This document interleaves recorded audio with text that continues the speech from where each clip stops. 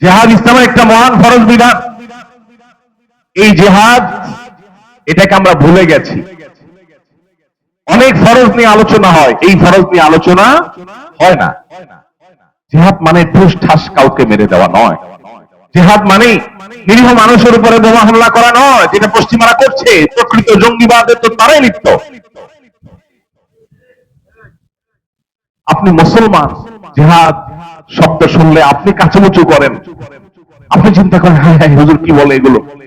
ভাই কোরআনে জিহাদের অসংখ্য আয়াত আছে, তাহলে কি আপনাকে ইসলাম থেকে ছেড়ে চলে যেতে হবে? যদি আপনি জিহাদের পরে আপনার বিতশ্রুত ভাব থাকে, ঈমান নিয়ে টানাটানি হবে। জিহাদ মহান ফরজ বিধান, তবে জিহাদ ছেলে খেলা নয়। জিহাদ আর সন্ত্রাস এক জিনিস না। জিহাদের কথা বললে যদি কাউকে সন্ত্রাসী বলা হয়, এটা হলো পশ্চিমাদের সবচেয়ে বড় অস্ত্র। ওরা জানে মুসলমানদের জেহাদি চেতনার কাছে ওরা কোনোদিন দাঁড়াতে পারবে না। ওরা জানে মুসলমান যদি কোরআনের নির্দেশ দ্বারা উজ্জীবিত হয়, এই মুসলমানকে দমাবার মতো কোন টেকনোলজি ওরা আবিষ্কার করতে পারবে না। এই জন্য তারা আমাদের ওই চেতনাকে ভোতা করে দেওয়ার জন্য জিহাদ, জিহাদি চেতনা, এটাকে কালাট করার জন্য তারা নানাবিধ ষড়যন্ত্র এবং ষড়যন্ত্রের জাল তারা এঁটেছে। এক শ্রেণীর মিডিয়া, আপনার টাকা দিয়ে যাদের পেপার পত্রিকাগুলো বাসায় নিয়ে যান, এই মিডিয়াগুলোর একটা বড় অংশ এই জঙ্গি নাটককে মঞ্চায়ন করার জন্য সবচেয়ে বেশি ভূমিকা রেখেছে। এখনো তারা সেই খেলা আবার শুরু করছে, এই গত সপ্তাহ থেকে আবার শুরু হয়েছে। সাথে জঙ্গি তকমাকে লাগিয়ে দেওয়া। গত এক শতাব্দীতে গোটা পৃথিবীতে পৃথিবীর পরাশক্তিগুলোর অর্থায়নে প্রতিষ্ঠিত সবচেয়ে বড় মিথ্যা এটা, যে মুসলমানদেরকে সন্ত্রাস এবং জঙ্গিবাদের তকমা দিয়ে তাদেরকে কোণঠাসা করে রাখা। হামলা হয়েছে, সেখানে কিছু তরুণ উদীয়মান পশ্চিমা অপশক্তি শয়তানি শক্তির ঘুম হারাম করা কিছু যুবক, তাদেরকে সেখানে আবারও এই নাটকের স্ক্রিপ্টে তাদের নাম যুক্ত করে আবার এই খেলাটা শুরু করার চেষ্টা চালানো হচ্ছে। আমরা সাধারণ মানুষ অনেক কিছু জানি না, অনেক অন্ধকারে আছে। এক র্যাব কর্মকর্তা এখন জেলে আছে, এই জঙ্গি নাটকের পেছনের কারিগরদের একজন। উনি একবার আমাকে কল করেছেন, আরো বছর 3 আগের কথা। হোয়াটসঅ্যাপে নক করেছেন, এরপরে ফোন দিয়েছেন, দিয়ে বললেন হুজুর আমাকে সব হুজুররা চিনে। এর মানে হলো আপনি তো আজকে প্রথম আমার সাথে কথা বলতেছেন, ওটা পাত্তা দিচ্ছেন না আমাকে সব হুজুররা চিনে। এরপর উনি ওনার একটা আবদার রাখলেন, আলহামদুলিল্লাহ আমি সে আবদার কৌশলে এড়াই গেলাম। উনি আমাকে একটা ফাঁদ দিয়েছিলেন, যে ফাঁদে আমি যেন পাও দেই। আল্লাহ তাআলা আমাকে রক্ষা করেছেন, আমি কৌশলে সেখান থেকে সরে যে আমাকে ফাঁদে ফেলতে পারে। আপনারা যে জায়গাটা বসে আছেন নারায়ণগঞ্জ, এই নারায়ণগঞ্জ ছিল এই নাটকের সবচেয়ে বড় মঞ্চ। টেলিভিশনে লাইভ প্রদর্শন হচ্ছে, জঙ্গি বিরোধী অভিযান চলছে। একটা বাড়ি ঘেরাও করে আছে র্যাবের লোকজন, এবং টান টান উত্তেজনা, অস্ত্র তাক করে আছে, ভিতরে ধ্বংসাত্মক অস্ত্র নিয়ে জঙ্গিরা অবস্থান করছে। আমরা জনগণ হাতা টাতা গোছায় টিভির সামনে বসছি দেখার জন্য। হায় হায় সর্বনাশ, হুজুররা দেশটা শেষ করে ফেললো। এরপরে ভেতর থেকে বের করে আনা হলো আগে থেকে সাজানো ফাজাইলে আমাল, তারপরে আপনার হেকায়েতে সাহাবা, তারপরে আপনার কোরআনের তরজমা, এরকম বই পুস্তক সামনে সাজায়া এই যে জিহাদি বই পাওয়া গেছে, এবং সাথে কিছু চকলেট না ককলেট, ওই তো চকলেটের মতোই, চকলেট বা ককটেল কিছু সাজায়া, এরপর একটা ছবি। পরের দিন সব পত্রিকা গুরুত্বের সাথে প্রচার হলো। আমাদের সবার চিন্তা শেষ না, হ্যাঁ হ্যাঁ দেশটা শেষ হয়ে গেল। এই তো গত সপ্তাহেই দায়িত্বশীল পুলিশ অফিসার, পুলিশ কর্মকর্তারা, দায়িত্বশীল পদে থাকা ডিআইজিরা অকপটে একের পর এক স্বীকার করেছেন যে বিগত আমলে জঙ্গি অভিযানের নামে সবগুলো ছিল নাটক। অবাক করা বিষয় হলো এই নাটক আবার নতুন করে শুরু হচ্ছে। গত সপ্তাহে একটা মামলা হয়েছে, সেখানে কিছু তরুণ উদীয়মান পশ্চিমা অপশক্তি শয়তানি শক্তির ঘুম হারাম করা কিছু যুবক, তাদেরকে সেখানে আবারও এই নাটকের স্ক্রিপ্টে তাদের নাম যুক্ত করে আবার এই খেলাটা শুরু করার চেষ্টা চালানো হচ্ছে। আমরা সাধারণ মানুষ অনেক কিছু জানি না, অনেক অন্ধকারে আছে। এক র্যাব কর্মকর্তা এখন জেলে আছে, এই জঙ্গি নাটকের পেছনের কারিগরদের একজন। উনি একবার আমাকে কল করেছেন, আরো বছর 3 আগের কথা। হোয়াটসঅ্যাপে নক করেছেন, এরপরে ফোন দিয়েছেন, দিয়ে বললেন হুজুর আমাকে সব হুজুররা চিনে। এর মানে হলো আপনি তো আজকে প্রথম আমার সাথে কথা বলতেছেন, ওটা পাত্তা দিচ্ছেন না আমাকে, আমাকে সব হুজুররা চিনে। এরপর উনি ওনার একটা আবদার রাখলেন, আলহামদুলিল্লাহ আমি সে আবদার কৌশলে এড়াই গেলাম। উনি আমাকে একটা ফাঁদ দিয়েছিলেন, যে ফাঁদে আমি যেন পাও দেই। আল্লাহ তাআলা আমাকে রক্ষা করেছেন, আমি কৌশলে সেখান থেকে সরে যাই, আমাকে সে ফাঁদে ফেলতে পারে। আমরা অনেকে জানি না, আমাদের ট্যাক্সের টাকায় জঙ্গি দমনের নামে কমপক্ষে 15 থেকে 20টা, 15টার নিচে না, এক্সাক্ট ফিগারটা বলতে পারছি না, 15 থেকে 20টা অথরিটি বাংলাদেশে আছে। আইন শৃঙ্খলা রক্ষাকারী বাহিনীগুলোর এবং বিভিন্ন এজেন্সিগুলোর বিভিন্ন টিম উইং আছে, 15 থেকে 20টা উইং। কিসের জন্য? জঙ্গি দমন করার জন্য। একদিকে আমরা দেখছি আইন শৃঙ্খলা রক্ষাকারী বাহিনীর কর্তৃপক্ষ, এমনকি সরকারের আইন শৃঙ্খলা বিষয়ে সংশ্লিষ্ট মহল, দায়িত্বশীল জায়গা থেকে বলা হচ্ছে বাংলাদেশে কোনো জঙ্গি নাই। আমাদের পার্শ্ববর্তী দেশগুলোতে যে পরিমাণ হামলা হয়, সন্ত্রাসী হামলা যেটাকে বলেন আপনারা, এই টাইপের হামলা হয়, মসজিদে হামলা, জানাজাতে হামলা, ধর্মীয় প্রতিষ্ঠানে হামলা, এই এক এক হামলা 50 জন মারা গেছে, 200 জন মারা গেছে। বাংলাদেশে এরকম হামলা কয়বার হয়েছে? কি বলেন? যে মসজিদে জুমার নামাজে হামলা হয়ে 200 মানুষ মারা গেছে, শুনছেন কখনো? যে মাদ্রাসাগুলোতে ছাত্রদের নিজের নিজের মারামারি, বোমা হামলা, এটা 200 ছাত্র নিহত হয়ে গেছে, আহত হয়ে গেছে, শুনছেন কখনো? এইরকম একটা শান্তিপ্রিয় ভূখণ্ড, আলেম সমাজের এরকম দায়িত্বশীল অবস্থান গোটা পৃথিবীতে বিরল, যেটা বাংলাদেশে আছে। সেই দেশে 15 থেকে 20টা উইং রাখা হয়েছে শুধুমাত্র জঙ্গি দমনের নাম করে। কাউন্টার টেররিজম, এন্টি টেররিজম, এটা সেটা নাম দিয়ে 15 থেকে 20টা টিম এবং উইং খুলে রাখা হয়েছে। তাদেরকে খুশি করার জন্য, পশ্চিমা বাবাদেরকে খুশি করার জন্য। সরি টু সে, এই শব্দ আমাকে বলতে হচ্ছে। সন্তান তার বাবার কথা কিভাবে অক্ষরে অক্ষরে মানে না, পশ্চিমারা যা বলে সেকে অন্ধভাবে, তারা যখন ক্ষমতা আসে তারা যেরকম গোলামের মতো করে তাদের কথাকে মানে। তারা নাটকের স্ক্রিপ্ট দিয়ে দেয়, যে নাটকগুলো করো, কারণ তারা জানে এদেশে মানুষ আলেমদের কথা শুনে, এদেশে মানুষ কোরআন এবং হাদিস দ্বারা ইন্সপায়ার্ড হয়, এদেশে মানুষ দ্বীন দ্বারা প্রভাবিত হয়। অতএব দ্বীনকে, ইসলামকে, আলেম সমাজকে যদি কালিমা যুক্ত করে দেওয়া হয়, তাহলে তারা বিভ্রান্তিতে পড়ে যাবে, তারা ফিতনায় পড়ে যাবে, এবং তারা ফিতনায় পতিত হয়ে দ্বীন থেকে তারা দূরে সরে যাবে। আমাদের দ্বীনি চেতনা এবং স্পিরিটকে ভোঁতা করার জন্য এই শয়তানের ষড়যন্ত্র পশ্চিমারা করে, আর আমাদেরই ট্যাক্সের টাকা দিয়া যারা যখন ক্ষমতা আসে সেটাকে তারা বাস্তবায়ন করে। ভাইরা আমার, বেশি দূরে যেতে হবে না। গুণ কমিশনের যে রিপোর্ট, এই রিপোর্ট যদি পর্যালোচনা করেন আপনি দেখবেন নিরীহ নারীদেরকে, একজন পর্দানসীন নারী জীবনে তার ছায়া যেখানে কোন পুরুষ দেখতে পারে নাই, তাকে আইন শৃঙ্খলা রক্ষাকারী বাহিনীর এই সমস্ত তথাকথিত জঙ্গি দমনের নামে এই সমস্ত সন্ত্রাসীরা, যারা আইন শৃঙ্খলার পোশাক, আইনের পোশাক পরে সন্ত্রাসী কর্মকাণ্ড করেছে, নিরীহ জনগণকে, ওই নারীকে ধরে নিয়ে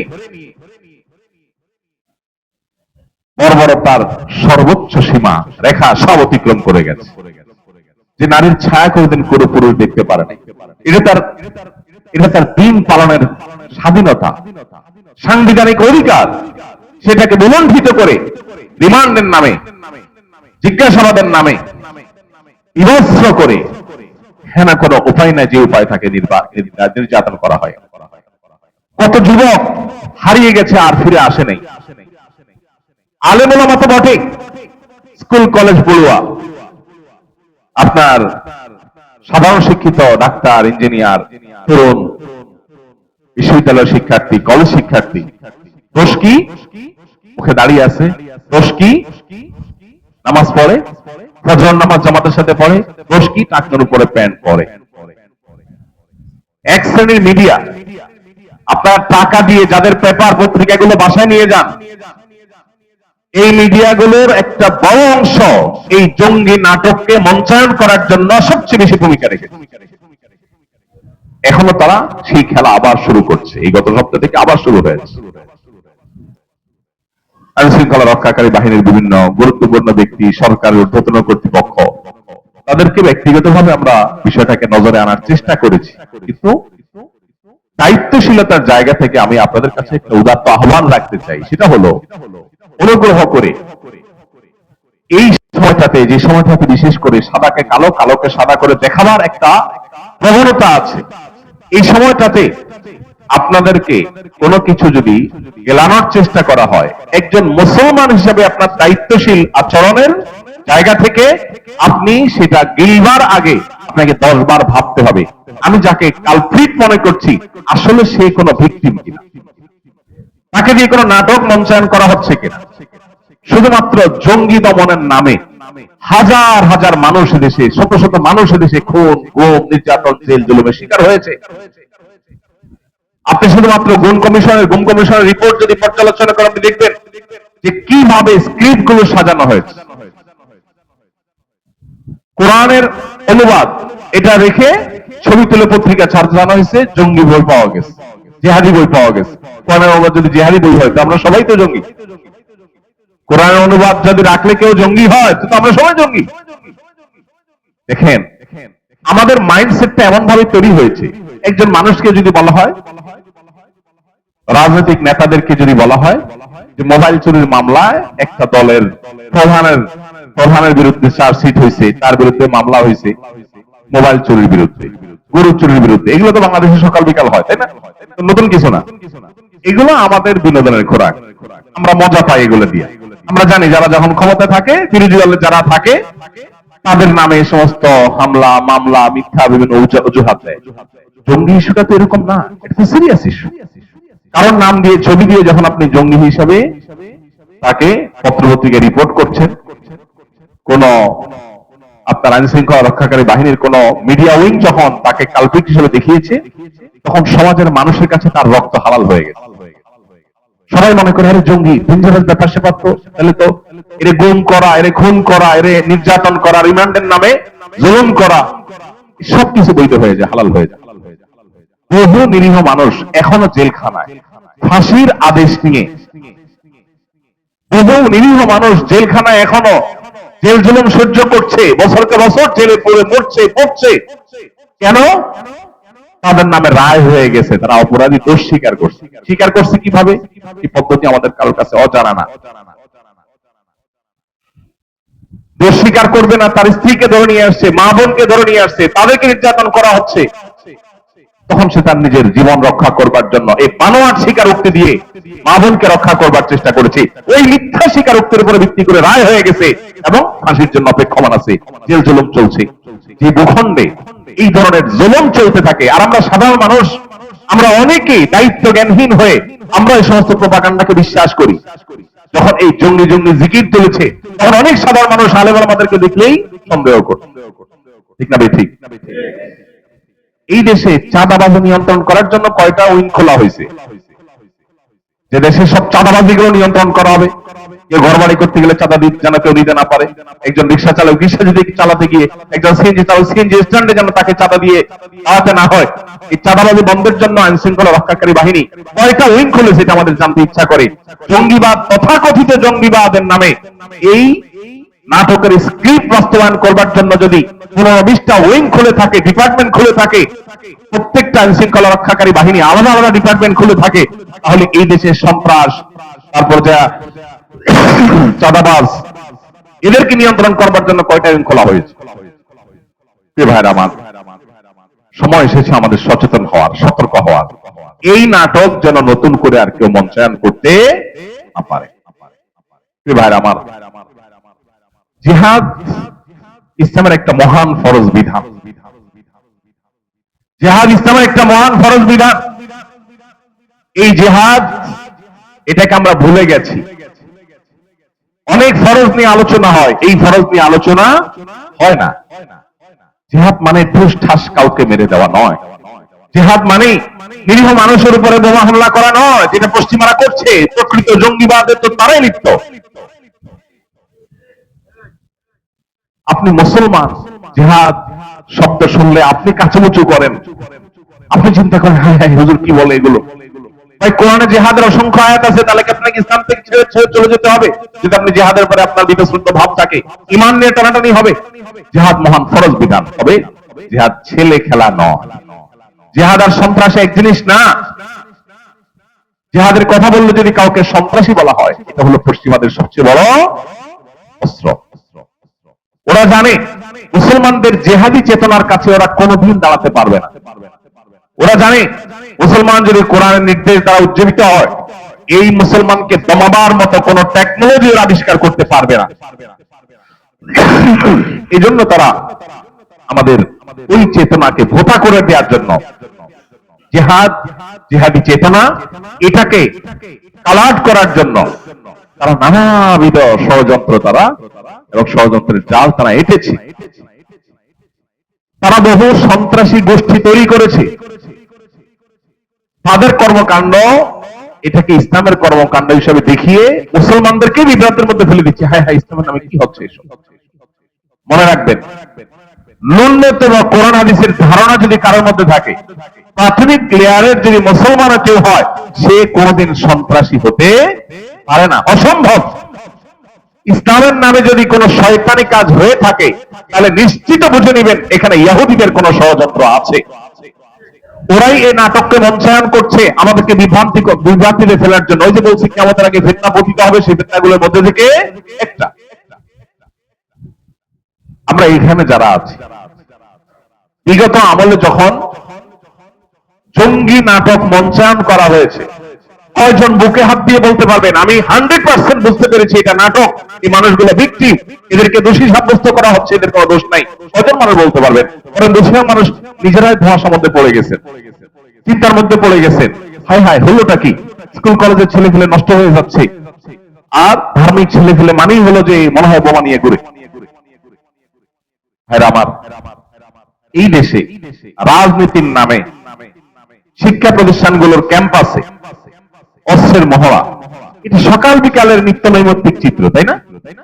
লাশের পরে লাশ পড়া, প্রতিনিয়ত আপনার একের পর এক খুন হওয়া, এগুলো তো আমাদের শিক্ষা প্রতিষ্ঠানগুলোর, কলেজ বিশ্ববিদ্যালয়গুলোর নিত্য নৈমিত্তিক চিত্র।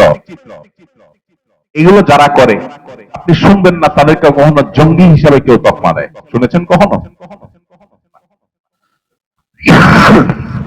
5ই আগস্টের আগে, বিগত 5ই আগস্টের আগে মোবাইলে SMS পাঠানো হয়েছে যে চতুর্দিকে জঙ্গি হামলা হচ্ছে, সবাই ঘরে থাকেন, সতর্ক অবস্থানে থাকেন। কারফিউ বাস্তবায়নের জন্য জনগণের ন্যায্য অধিকার আদায়ের আন্দোলনকে কি বলা হয়েছে? জঙ্গি হামলা। এখান থেকে বোঝা যায় যে মূলত জঙ্গি এই শব্দটা, এটা হলো সকল প্রকার সত্যকে লুকাবার জন্য, সাধারণ মানুষের চোখে তুলে দেওয়ার জন্য। আমরা অনেকেই এখনো বিশ্বাস করি যে জঙ্গি মানে হলো ডেঞ্জারাস অপরাধী। আরে ভাই, প্রকৃত অর্থে যদি কেউ সন্ত্রাসী হয়, সেটা আসলেই সত্যিকারই বড় অপরাধী। কিন্তু আপনি যেটাকে জঙ্গি হিসাবে দেখছেন, জানছেন, সেই জঙ্গি, সে সন্ত্রাসী, এটা কোনো প্রমাণ হয়েছে? দেখুন, কারোর কাছে ওই যে তথাকথিত জেহাদি বই পাওয়া গেছে, এই ছবি দিয়া যখন পত্র পত্রিকায় গেছে, তখন আমরা সাধারণ মানুষই সবাই ধরে নিয়েছি হ্যাঁ লোকটা কত খারাপ। একবার চিন্তা করি না এই বইয়ে কি আছে, এই বইয়ে কি আছে যেটা দেখিয়ে তাকে খারাপ বলা হচ্ছে। তবলিগি নেশাবের বই দিয়া, জিহাদি বই নাম দিয়া ছাপায় দেওয়া হয়েছে, যেখানে মিষ্টি মিষ্টি কথা ছাড়া আর কিছু নাই। সেই বই দিয়া জিহাদি বই হিসাবে সাব্যস্ত করা হয়েছে। ভাইরা আমার,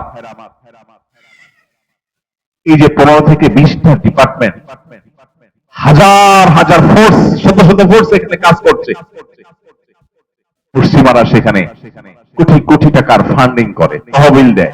এই টাকাকে হালাল করার দরকার হয়। ধরেন 20টা যদি জঙ্গি দমন ডিপার্টমেন্ট থাকে, বিভিন্ন প্রতিষ্ঠানের, ডিএমপির আলাদা উইং, র্যাবের আলাদা উইং, এনএসআর আলাদা উইং, ডিজিএফআর আলাদা উইং, পুলিশের অনেকগুলো উইং, এইভাবে যদি সবার আলাদা আলাদা জঙ্গি দমন নিয়ে অনেকগুলো উইং থাকে, বাংলাদেশের টোটাল জঙ্গি সংখ্যা কত, সরকার বা এই সংশ্লিষ্ট মহলের উচিত সেটা প্রকাশ করা।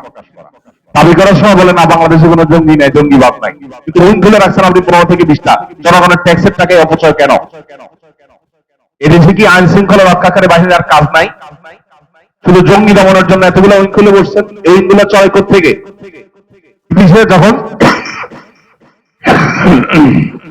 বিদেশে যখন ফান্ড দেয়, তহবিল দেয় পশ্চিমারা, শত শত কোটি টাকা দেয়, ওই টাকা হালাল করার জন্য ওর তো কোনো কাজ নাই। কারণ আসলে তো আদতে জঙ্গি নামের এই নাটক ছাড়া তো বাস্তব কিছু নাই। সেইটাকে বাস্তবায়ন করার জন্য খুদাই নিরীহ কোন এক মানুষকে পায়া তাকে ধরছে। আপনারা হলে আর্টিজান হামলার সময় দেখেছেন এদেশের প্রথম সারির তথাকথিত মিডিয়ার নামে এই সন্ত্রাসবাদীদের সবচেয়ে বড় অস্ত্রগুলো তারা কিভাবে নিরীহ মানুষকে দোষী সাব্যস্ত করে। যে ওখানে হামলাকারীদের একজন তার সোশ্যাল মিডিয়াতে দেখা গেছে সে ডক্টর জাকির নায়েকের পেজে লাইক দিয়েছে, বাস এই অপরাধে পৃষ্ঠি বন্ধ। এই গত সপ্তাহের যে মামলা হয়েছে ওই মামলার যদি মানে স্ক্রিপ্ট শুনেন আপনি তাজ্জব বলে যাবেন যে এখনো দেশে এগুলো চলতেছে, নতুন বাংলাদেশে এগুলো চলছে। একজনকে ধরছে, তার মোবাইলে পাওয়া গেছে সে কোন পাবলিক প্রোগ্রামে 3-4 জন বক্তার ছবি তুলছে।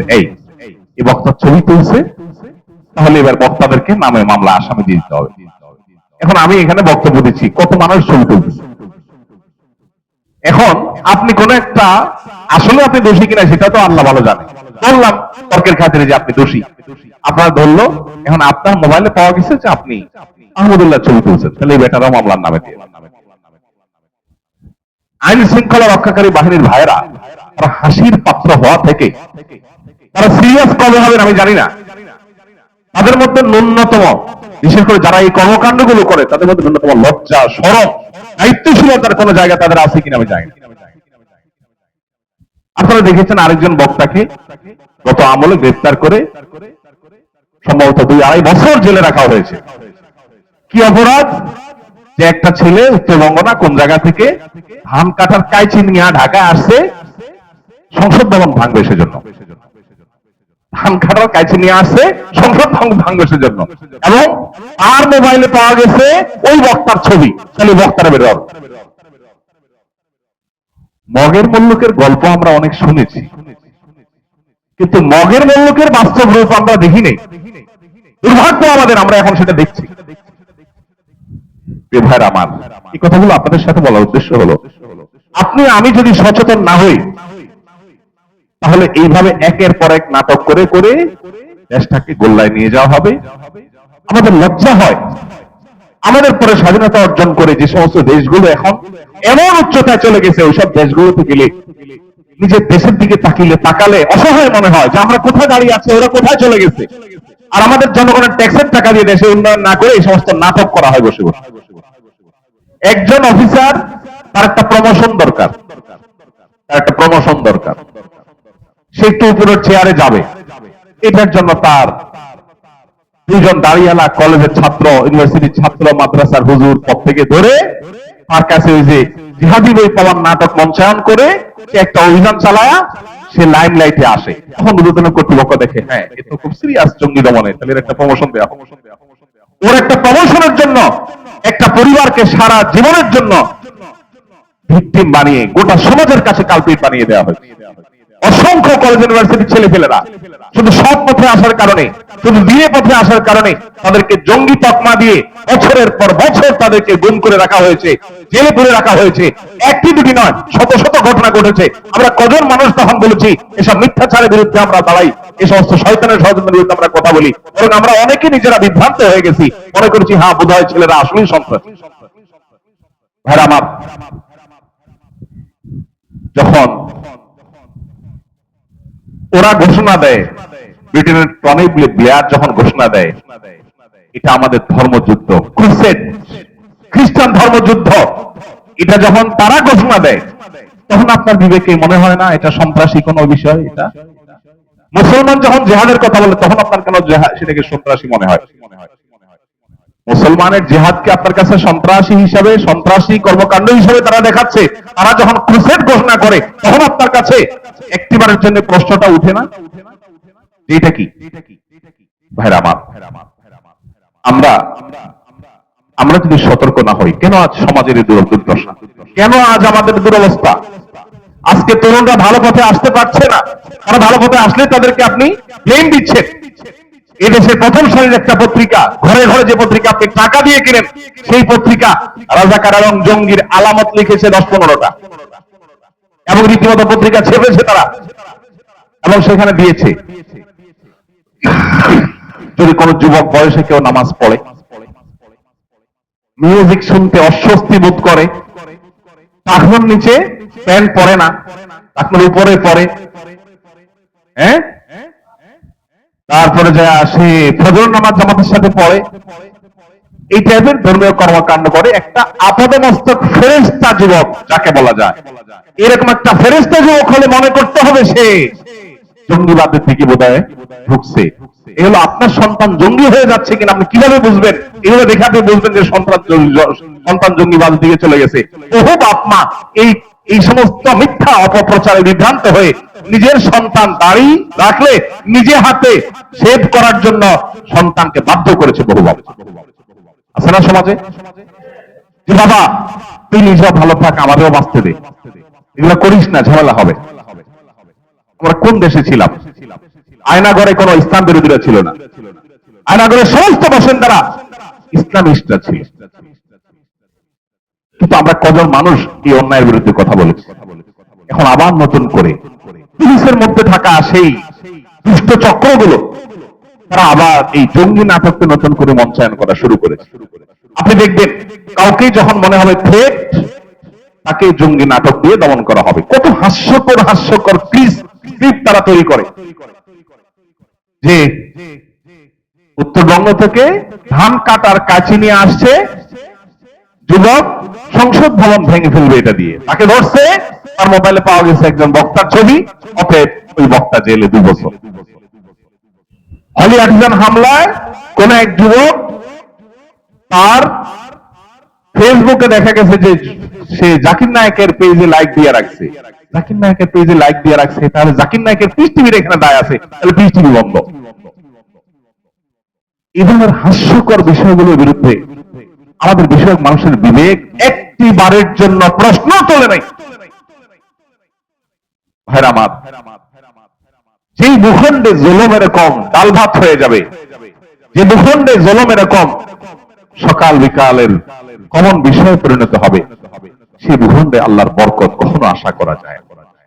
আমরা আর যা হোক অন্তত এই ভূখণ্ডে কোনো জুলুম হতে দেব না। যদি সেটা কোনো হিন্দুর প্রতিও হয়, কোন খ্রিস্টানের প্রতিও হয়, কোন নাস্তিকের প্রতিও হয়, আমরা সকল জুলুমের বিরুদ্ধে অবস্থান নেব ইনশাআল্লাহ। আমরা যদি সবাই সচেতন হই, আমরা যদি সতর্ক হই, তাহলে এই সমস্ত মিথ্যা নাটক আমাদেরকে গেলাতে কেউ পারবে না। আর আমরা যদি অসতর্ক হই, আমরা যদি দায়িত্ব জ্ঞানহীন হই, মিডিয়া বা পত্র পত্রিকাতে যা পাইলাম অন্ধের মতো গোগ্রাসটা কিনলাম, এরকম যদি প্রবণতা আমাদের মধ্যে থাকে, তাহলে এই টেন্ডেন্সিটা আমাদের ধ্বংসকে ত্বরান্বিত করবে, ওই উন্নতির কোন দিকে আমাদেরকে নিবে না। আল্লাহ রাব্বুল আলামিন আমাদের সবাইকে দায়িত্বশীল আচরণ করবার তৌফিক দান করুন। শুরুতে যে আয়াত বলেছিলাম, আল্লাহ বলেছেন ইয়া আইয়ুহাল্লাযীনা আমানু, হে ঈমানদারেরা, ইন জাআকুম ফাসিকুম বিনাবাইন, যদি তোমাদের কাছে কোন ফাসিকরা কোন সংবাদ সরবরাহ করে, কোন তথ্য ইনফরমেশন তোমাদেরকে দেয়, ফাতাবায়ানু, সেটাকে চেক করো, ভালো করে চেক করো, ক্রস চেক করো, যাচাই করো, অনুসন্ধান চালাও, বিশ্লেষণ করো, যেটা আদৌ সত্য কিনা। যদি না করো, তাদের কথা যদি বিশ্বাস করে বসো, তাহলে আনতুসিবু কওমান বিজাহালা, তাহলে অজ্ঞতাবশত তোমরা কাউকে খারাপ মনে করে কোন অবস্থান নিবে, ফাতাসবিহু আলা মা ফাআলতুম নাদিমিন, এরপরে এক সময় বলবে যে ওহ সরি, ভুল হয়ে গেছে, কিন্তু তোমার আর ব্যাক করার সুযোগ থাকবে না।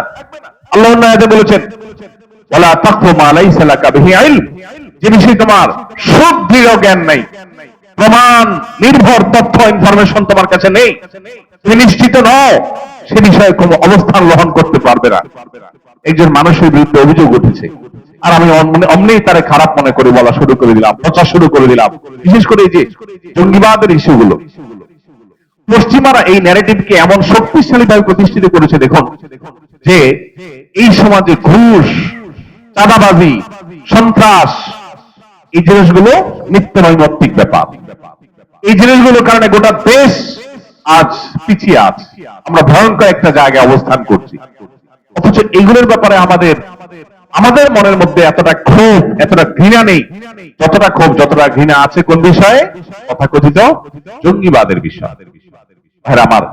আমরা কেউ ভুল না বুঝি, ইসলামের নামে, জিহাদের নামে কেউ কোন নিরীহ মানুষের উপরে হামলা করলো আর সেটাকে জিহাদ বলে চালাই দিল, আমরা মুসলমানরা এতটা আনাড়ি হওয়ার কোন সুযোগ নাই। কিন্তু সেই সাথে জিহাদ মহান ফরজ, জীবনে কখনো সুযোগ হলে আমি জিহাদে শামিল হব, মরতেই যখন হবে শাহাদাতের মৃত্যু আমি কামনা করব। এটা একজন ইমানদারের ইমানের দাবি। এইটুকু চেতনা যদি কারোর মধ্যে না থাকে, সে মুসলমানই না, সে মুনাফিকের মৃত্যু নিয়ে দুনিয়া থেকে যাবে। সব পশ্চিমাদের প্রপাগান্ডার কারণে আল্লাহর মহান ফরজ বিধান জিহাদকে আমরা খারাপ মনে করলে ইমানই থাকবে না। আবার একই সাথে জিহাদের নামে কোন শয়তানের নাটক যদি পশ্চিমারাই মঞ্চায়ন করে, সেটার উপরে ভিত্তি করে আমরা গণহারে দিনদার মানুষগুলোকে জঙ্গি তকমা দেওয়ার ওই যে ষড়যন্ত্র, ওরা জানে হুজুরদের পাওয়ারের জায়গা, ওরা জানে এই মিম্বরের শক্তির জায়গা, ওরা জানে এই মাইক্রোফোনের পাওয়ারের জায়গা। এই জন্য এইগুলোর গায়ে কালি মাখাই দেওয়া, এটাই হলো তাদের কাজ। আমাদেরকে সতর্ক থাকতে হবে, আমাদেরকে সচেতন হতে হবে। আল্লাহ রাব্বুল আলামিন পুরাতন জুলুম এদেশে যেন আর কখনো ফিরে না আসে, আর যেন কোনো মায়ের সন্তান গুম না হয়, আর যেন কোনো নারী স্বামীকে জুলুমের হাত থেকে বাঁচাবার জন্য এই সমস্ত জালিমদের হাতে ধরা দিতে না হয়, আর যেন কোন নাটক এদেশে কোন কাল্পিক মঞ্চায়ন করতে না পারে। বিদেশিদের শত শত কোটি টাকার তহবিল এবং ফান্ড পাওয়ার লোভে নিরীহ মানুষদেরকে জঙ্গি নাম দিয়া বিদেশিদেরকে খুশি করছেন। হ্যাঁ, আমরা জঙ্গি দমন করছি। আমি বারবার এই কথাটাই আপনাদেরকে বলছি, 15 থেকে 20টা ওই আইন শৃঙ্খলা রক্ষাকারী বাহিনী, আপনি চিন্তা করতে পারেন এতগুলো উইং কাজ করছে কিসের জন্য? জঙ্গি দমনের জন্য। একদিকে দায়িত্বশীলটা বলছে দেশে কোনো জঙ্গি নাই, জঙ্গি না থাকলে 15-20টা উইং কেন রাখছো? জনগণের ট্যাক্সের টাকা দিয়ে আর কাজ খুঁজে পাচ্ছ না। একটা মামলার জন্য থানায় গেলে পুলিশ ভাগে পাওয়া যায় না, কারণ থানায় অল্প কয়েকজন পুলিশ ফোর্স কম।